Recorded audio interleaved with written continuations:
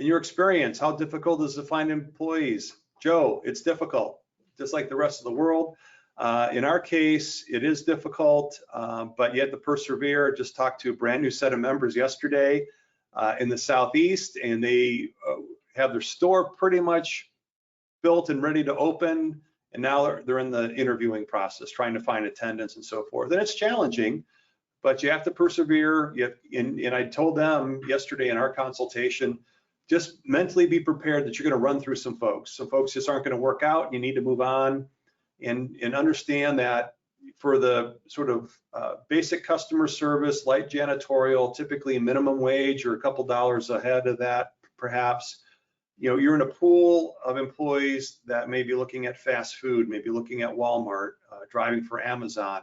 So you just have to understand kind of the core group of folks that you're targeting. And if you're looking at building a new store, you're going to have to probably overhire in the beginning because you're going to have some attrition.